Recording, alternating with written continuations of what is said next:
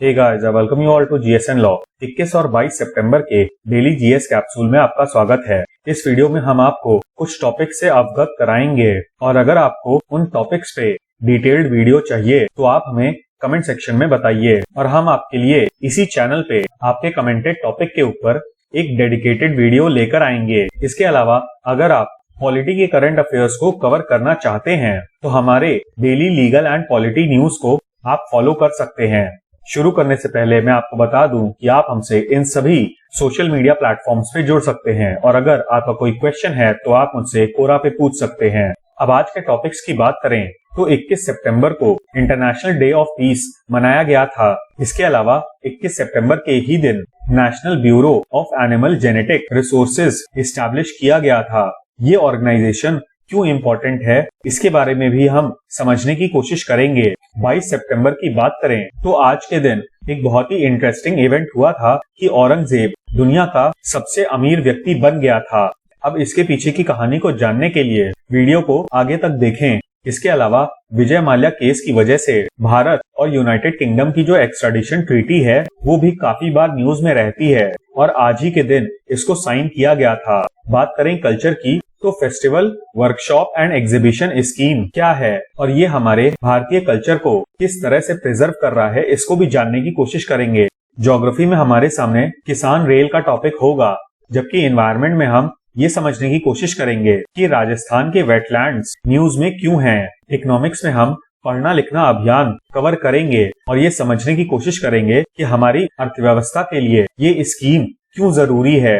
और लास्ट में हम ये जानने की कोशिश करेंगे कि क्या हमारे सिस्टर प्लैनेट वीनस पे जीवन पॉसिबल है। अब देखिए, आज international day of peace observe किया जाता है which is United nation sanctioned. इसको हम वर्ल्ड पीस डे के नाम से भी जानते हैं और ये हर साल 21 सितंबर को मनाया जाता है। हालांकि पिछली सेंचुरी से ये सेंचुरी कंपैरेटिवली पीसफुल है, बट फिर भी दुनिया में कई जगह पर कॉन्फ्लिक्ट जोन्स हैं और वहां पर हो रही वायलेंस को डेडिकेटेड है ये दिन। इंटरनेशनल डे ऑफ पीस को पहली बार 1981 में सेलिब्रेट किया गया था। अब देखिए, 2019 में सत्ता में आने के बाद सेंट्रल गवर्नमेंट ने ministry of fisheries, animal husbandry and dairies की स्थापना की थी। तो आप सबसे पहले इस चीज को ध्यान रखिएगा और ये मई 2019 में इस्टेब्लिश की गई थी। इसी से रिलेटेड एक ऑर्गेनाइजेशन है national bureau of animal genetic resources. 1984 में आज ही के दिन इसकी स्थापना बैंगलोर में की गई थी। इनिशियली 2 ऑर्गेनाइजेशंस की स्थापना की गई थी, एक तो जो नाम अभी है और दूसरा national institute of animal genetics. However 1985 में इन दोनों को करनाल में शिफ्ट कर दिया गया था जो कि हरियाणा में है और दिल्ली के करीब है। इसके बाद 1995 में इस इंस्टीट्यूट को खत्म करके NBAGR में मर्ज कर दिया गया था। सवाल बनता है कि इस ऑर्गेनाइजेशन का ऑब्जेक्टिव क्या है। तो देखिए, एनिमल ब्रीडिंग में और एग्रीकल्चर में भी जेनेटिक्स का काफी ज्यादा इम्पोर्टेंट रोल होता है, स्पेशली जब आप ऐसी ब्रीड्स तैयार करना चाहते हैं जो कि प्रोडक्टिव होने के साथ साथ डिजीज रेजिस्टेंट भी हों।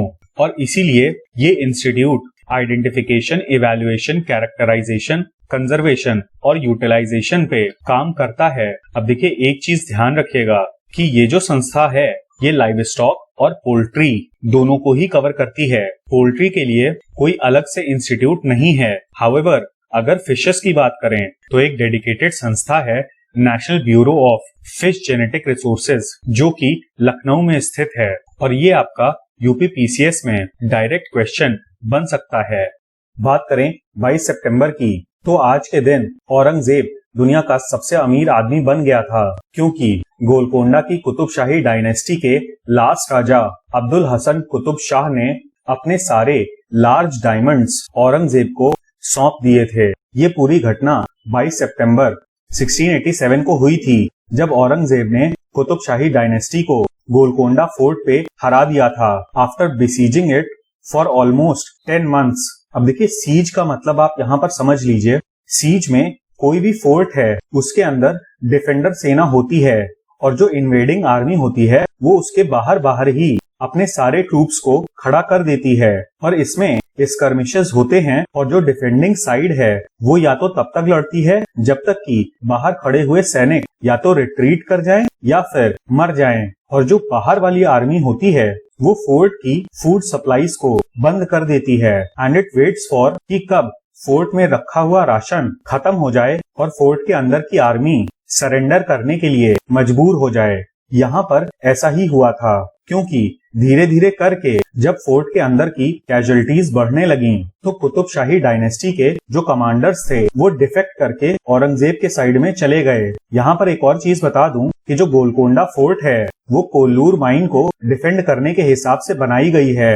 कोल्लूर माइन से ही कोहिनूर भी निकला था। हाउएवर कोहिनूर को बाबर मुगल एम्पायर में लेकर आया था और शाहजहां की बनवाई हुई पीकॉक थ्रोन पे कोहिनूर डायमंड लगा हुआ था, और नादिर शाह के इन्वेजन के बाद peacock throne along with the Kohinoor Afghanistan चली गई and presently it's on the crown of British monarchy. तो हमारे यहाँ की हेरिटेज ब्रिटिशर्स को गई, ये तो आप सबको पता होगा। हाउएवर ये जितने भी डायमंड्स हैं जो कि औरंगजेब को हैंडओवर किए गए थे, ये दुनिया की वेरियस कंट्रीज में स्थित हैं। नूरुल ऐन की बात करें तो ये ईरान के क्राउन में लगा हुआ है।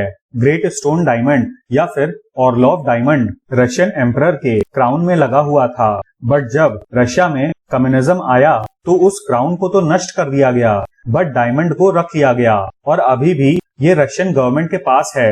बात करें कारा डायमंड की, जिसको फेमसली ब्लैक ऑर्लोव डायमंड बोलते हैं, ये दुनिया का one of the most cursed object माना जाता था और इसीलिए इसको 3 हिस्सों में काट के प्राइवेट ओनर्स को बेच दिया गया। इसके पीछे की कहानी काफी इंटरेस्टिंग है जो कि इस वीडियो में कवर करना सही नहीं रहेगा। हाउएवर अगर आप इन सारे डायमंड्स के ऊपर एक सेपरेट डेडिकेटेड वीडियो चाहते हैं तो हमें कमेंट सेक्शन में जरूर बताएं। बात करें दरियाए नूर की तो ये ईरान के सेंट्रल बैंक के पास है। होप डायमंड की बात करें तो ये प्रेजेंटली यूएसए के पास है, जबकि whittle bash diamond presently Qatar के पास है और रीजेंट डायमंड ये फ्रांस की सरकार के पास है।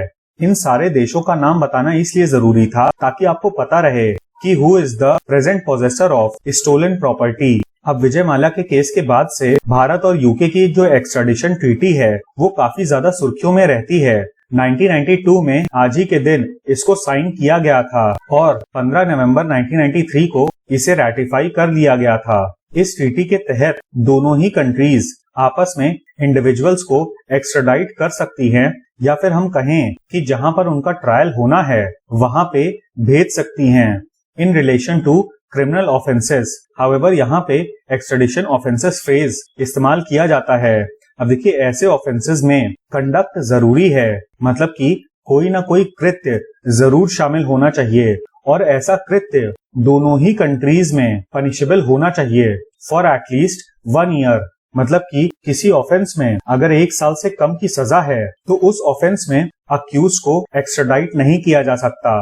बात करें festival, workshop and exhibition scheme की तो देखिए ये स्कीम एक्चुअली में संगीत नाटक अकेडमी के द्वारा इम्प्लीमेंट की जाती है। However it is implemented with the support of ministry of culture.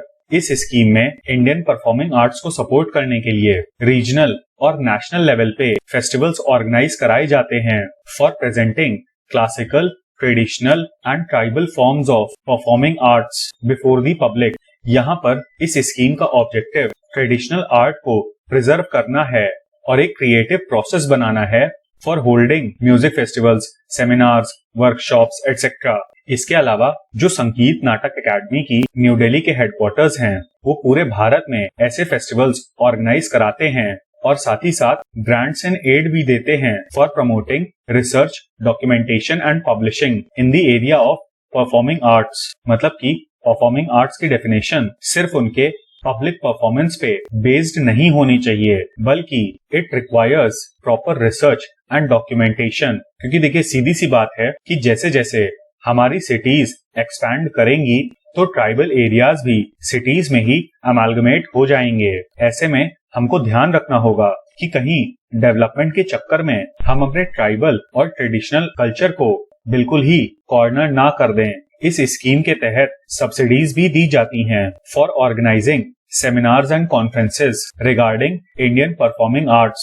इसके अलावा ऑडियो विजुअल आर्काइव भी बनाने का प्रपोजल है for documentation of all Indian performing arts. हाल ही में भारत की सेकंड किसान रेल लॉन्च की गई 9 सितंबर को। ये ट्रेन अनंतपुर से न्यू दिल्ली तक चलेगी। यहाँ मैं आपको बता दूं कि अनंतपुर आंध्र प्रदेश में स्थित है और ये जगह इसलिए इम्पोर्टेंट है क्योंकि यहाँ पर फ्रूट्स की पैदावार काफी ज्यादा होती है। एक और चीज ध्यान रखिएगा कि दिस इज द फर्स्ट किसान रेल इन साउथ इंडिया।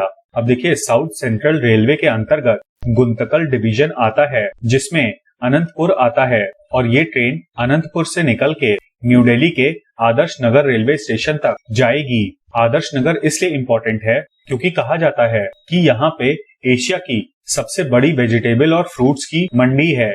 तो आप समझ सकते हैं कि इस स्पेशल ट्रेन का मेन पर्पस क्या है। इसके अलावा मैं आपको बता दूं कि पहली किसान रेल 7 अगस्त 2020 को फ्लैग ऑफ की गई थी, जो कि महाराष्ट्र के देवलाली से बिहार के दानापुर तक जाती है। यहाँ पर एक चीज और जान लीजिए कि सरकार का एग्रीकल्चरल सेक्टर के लिए टारगेट ये है कि 2022 तक फार्मर्स की इनकम डबल कर दी जाए।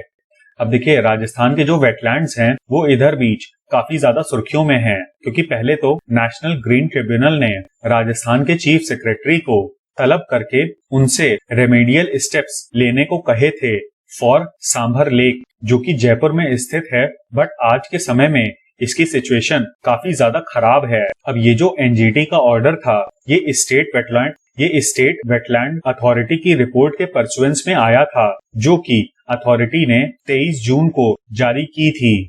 एनजीटी के ऑर्डर के बाद स्टेट गवर्नमेंट एक्शन में आई और 52 वेटलैंड्स को आइडेंटिफाई करके ईयरमार्क किया गया है ताकि वहां पे टाइम बाउंड डेवलपमेंट हो सके। अच्छा देखिए, अगर आपको नहीं पता तो मैं आपको बता दूं कि वेटलैंड्स में वो एरियाज आते हैं जहां पर तुलनात्मक रूप से पानी का लेवल ऊपर हो और ऐसे एरियाज में वेरियस वाटर बॉडीज पाई जाती हैं, including lakes, ponds, marshes, swamps etcetera. और यहाँ पर लैंड और वाटर दोनों होने की वजह से काफी ज्यादा बायोडाइवर्सिटी पाई जाती है, specially among the insect population. और यही कारण है कि ऐसी जगहों में काफी दूर दूर से माइग्रेटरी बर्ड्स आते हैं। अच्छा, स्टेट गवर्नमेंट ने एक और चेंज किया है। जो स्टेट वेटलैंड अथॉरिटी थी उसको directorate of environment and climate change का सेक्रेटेरिएट बना दिया गया है। एक बात और ध्यान रखिएगा कि वेटलैंड इकोसिस्टम्स के लिए wetlands conservation and management rules पिछले साल यानी कि 2019 में आए थे। हमारे देश में रिसेंटली गवर्नमेंट ने एंटरप्रेन्योरशिप को बढ़ावा देने के लिए काफी सारी स्कीम्स निकाली हैं। हाउएवर, इन स्कीम्स के सक्सेसफुल होने के लिए स्किल्ड ह्यूमन रिसोर्स की जरूरत होती है और एम्प्लॉयमेंट के लिए बेसिक ह्यूमन स्किल लिटरेसी है। इसी को ध्यान में रखते हुए इंटरनेशनल लिटरेसी डे के दिन प्राइम मिनिस्टर ने पढ़ना लिखना अभियान लॉन्च किया, जो कि मिनिस्ट्री ऑफ एजुकेशन के द्वारा ओवरसी किया जाएगा। इस स्कीम का फोकस एडल्ट एजुकेशन पे होगा और यहाँ पर उन एरियाज में ज्यादा ध्यान दिया जाएगा जहाँ पर एजुकेशन की ज्यादा जरूरत है। For example tribal areas, prisons, slums etcetera. यहाँ पे गवर्नमेंट का टारगेट ये है कि 2030 तक 100% लिटरेसी अचीव की जा सके। इसके अलावा वेरियस स्कीम्स को इस अभियान के अंतर्गत मर्ज किया जाएगा। अब आप मुझे कमेंट सेक्शन में बताइए कि इंटरनेशनल लिटरेसी डे किस तारीख को मनाया गया था। यहाँ पर मैं आपको रिवाइज करवा दूं कि इस साल लिटरेसी डे की थीम थी literacy teaching and learning in the covid crisis and beyond. और इस क्राइसिस में हमने टेक्नोलॉजी का उपयोग देखा इन इम्पार्टमेंट ऑफ एजुकेशन और इसीलिए पढ़ना लिखना अभियान भी टेक्नोलॉजी की हेल्प से लिटरेसी प्रोवाइड कराएगा। हाल ही में साइंटिस्ट को एक बहुत ही स्ट्रेंज चीज ऑब्जर्व करने को मिली ऑन वीनस, जो कि हमारे सोलर सिस्टम का हॉटेस्ट प्लैनेट है despite being second from the sun, क्योंकि यहाँ के एटमॉस्फेयर में ग्रीन हाउस गैसेस काफी ज्यादा मात्रा में पाई जाती हैं। हाउएवर, स्ट्रेंजली यहाँ पे फॉस्फीन गैस की जरूरत से ज्यादा मात्रा पाई गई है। पर्टिकुलरली स्पीकिंग हजारों गुना ज्यादा फॉस्फीन गैस की मात्रा पाई गई है। अब फॉस्फीन की प्रेजेंस को इतना बड़ा ब्रेक थ्रू क्यों माना जा रहा है? क्योंकि देखिए, फॉस्फीन गैस इंडस्ट्रियल प्रोसेसेस से रिलीज होती है, लेकिन इसके अलावा कुछ बैक्टीरिया की स्पीशीज जो कि ऑक्सीजन की एब्सेंस में भी सरवाइव कर ले जाती हैं, वो भी इस गैस को प्रोड्यूस करती हैं। ऐसे बैक्टीरिया को हम एनारोबिक बैक्टीरिया कहते हैं। ये गैस कलरलेस लेकिन स्ट्रॉन्ग स्मेल की होती है। एक फैक्ट को आप जरूर ध्यान रखिएगा कि इस विषय में जो स्टडी है वो नेचर एस्ट्रोनॉमी नाम के जर्नल में पब्लिश की गई है। तो ये था हमारा एनालिसिस 21 और 22 सितंबर के डेली जीएस कैप्सूल का। उम्मीद है कि आपको ये वीडियो पसंद आया होगा। मैं आपको फिर से बता दूं कि अगर इनमें से आपको कोई भी टॉपिक इंटरेस्टिंग लगा है तो आप हमें कमेंट सेक्शन में जरूर बताएं। साथ ही साथ अगर आप पॉलिटी के करंट अफेयर्स को फॉलो करना चाहते हैं तो हमारी daily legal and polity news को जरूर देखें। इस वीडियो का पीडीएफ आपको हमारे टेलीग्राम चैनल पे मिल जाएगा। और हाँ, please don't forget to like, share and subscribe. Thank you. Jai Hind.